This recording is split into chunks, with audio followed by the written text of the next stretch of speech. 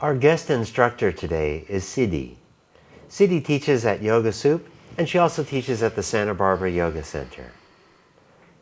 Hi Siddhi, welcome to the show. Thank you for inviting me. Oh, it's a pleasure and an honor to have you here. How long have you been practicing yoga?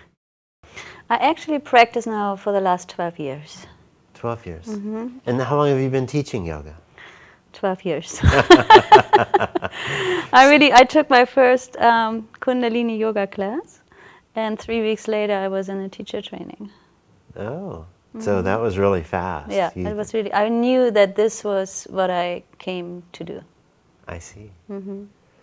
How did that come about? Well, I was injured and I was treated for a long time, and one time in this room where I was treated, a woman came by and she went into the room next door and I heard her chanting. And I said, what are they doing in there?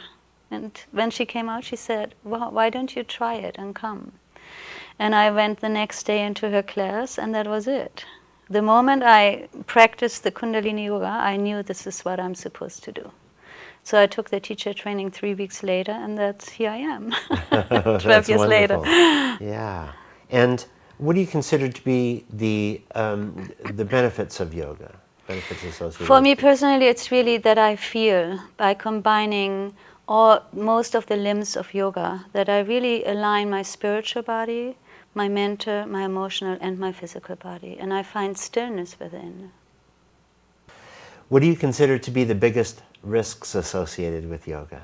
Right now, at this time, my concern is that we are moving away from yoga and misunderstand yoga. That we really see yoga as something where we just focus on the body, but not so much on the soul and on the spirit. And that it's more a sportive activity than a spiritual activity. And do you think there is a way to get from one to the other? So if our audience, for example, just practices asana, then is there a way to move from there into a more full yoga that is aware of all of the limbs instead of just the single limb of asana? I think the body is a wonderful entrance, and then it depends often on the teacher. Is the teacher willing to go into the unknown of meditation and mantras and mudras and really explore and guide people onto a different path? I think the distinction is, do we have a lot of instructors or do we have teachers? And I think a teacher's purpose is really to uplift the spirit, not just only the body. And why do you teach? I teach to do exactly that. I see that there is a lot of need out there, a lot of hunger, and a hunger to really get in touch with one's own soul and destiny, and that people want to really be in touch with their own potential. And I think all the limbs of yoga are really wonderful tools to support a human being in their evolutionary journey. What is it you bring to your students in your class? I think what I bring to my students is upliftment, empowerment, grace, dignity, and that they learn to trust themselves and honor themselves. Thank you. Besides yoga, what are your favorite activities? I'm a grandmother, I'm a mother, and I love to hike. I love to walk. Oh yeah. I need to be in the air, that's my favorite thing. I'm not really into competitive sports. That's maybe my age, I don't know, but I don't do this, I just walk. Well, we have some wonderful hiking trails here. Yeah. So you must utilize the trails locally. Yes, I do. I love that here. Yeah, I do too. I'm on the trail almost every day. Oh, good. And in your hiking and dealing with your grandchildren, do you see any benefits of yoga on those activities? I would say that my grandson is one of my students. He started in the womb, because I also teach prenatal yoga. And I could see him growing, he came to my classes from the beginning. And he knows all the chants, he knows everything. Right now he's in the age where he has nothing to do with yoga, but that's typical with 11, 12. Yeah, but I know he will come around again. We planted the seed, and I see that his character and his self-esteem is so strong. And I really relate that to that his breathing is really calm and centered, and that his mother practiced yoga while she was pregnant, and that he has been in a lot of my classes. So it's beautiful to see these young souls, you know, and then we give them the freedom to go for a while on their own, and I know they come back. Oh, yeah. Yeah. Yeah. And what is he doing now? Well, he's into surfing, he's into wonderful. dancing, he's into singing, you know, everything. Very expressive. Yeah. Yeah. Great. And Yeah. so you probably see some of the benefits of his yoga practice in the other activities that he performs as well. Yeah.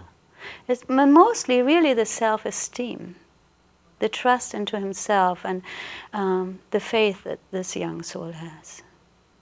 And I think that's very valuable. Who have been your favorite teachers? I had a lot of teachers. I was blessed.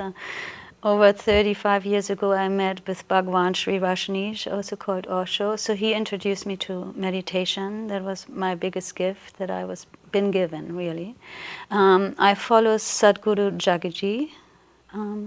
I learned from Gurmukh Kaur Khalsa. I learned from Joseph Michael Lavery. I learned from Anand.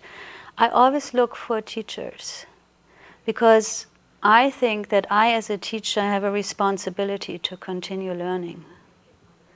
You know, I have to be fed so that I can share. And you mentioned meditation, and I understand you have a background in meditation that goes beyond your yoga practice. Yeah. Can you tell me a little about that? Yeah. Well, you know what, we started, it's like 35 years ago, we started with the wild meditations, the dynamic meditations, the Kundalini meditations, the Nataraj, the Vipassana. And that is to this day the anchor of my own spiritual practice. I will not start a day without my meditations. What do you think about the virtual explosion of yoga in the popular culture, both in classes and online? I personally think that, you know, it's a good movement because I think we need to raise consciousness, we need to create more awareness. So I think it's a good movement. Is it the best way? I don't know, but I think it's something where I think maybe yoga is really the way to create a quantum leap in consciousness. And what is it that excites you about yoga? Me personally or my Yes. students when I see my students? Well, we can maybe do a little of each. So, but let's start with you personally. Well, when I started, I thought I was very flexible and very strong, and I was in a full illusion. You know, when I came to my first class, I looked at the people, and in Kundalini Yoga we have all these wild postures, and I thought, well, this is like nothing. 2 minutes later, I didn't feel like that. You know, I thought, oh my God. So I went personally through a big transformation. I became very strong. I'm very healthy. And I'm excited about that, you know, because I think the more we grow up, the more we have to move to stay flexible, you know, to have the golden age, you know, in a healthy way. Because we don't want to have the golden age, you know, in a walker, with a walker or a wheelchair. Sure. So we need to move more. So, and I experienced that yoga, the physical yoga as well as the mental yoga, really helps me to stay present and healthy. That excites me to experience that. Do you think that's the result of all of the different parts of yoga, or specifically breathing or meditation? What are your thoughts on that? Well, how do you want to do yoga without breathing? You know? I mean, it's very sad to see that a lot of students, although they come, they don't know how to breathe right.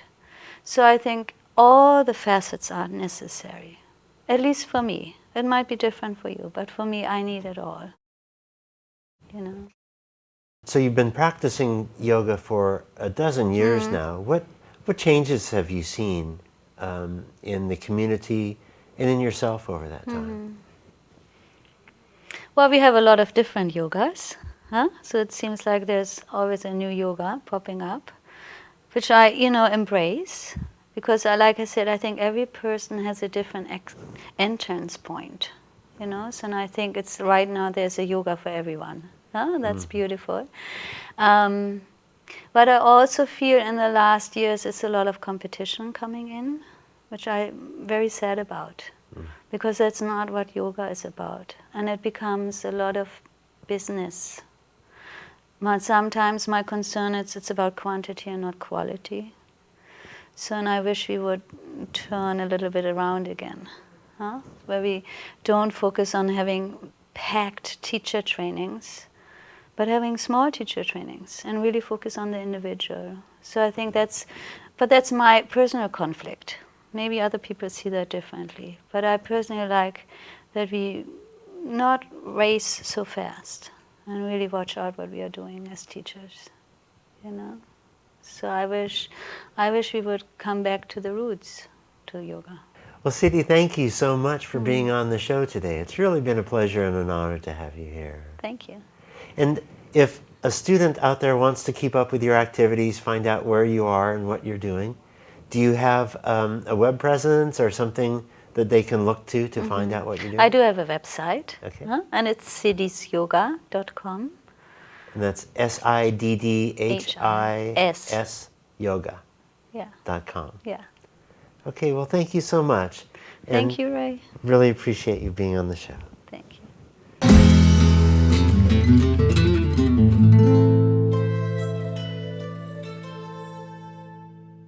you.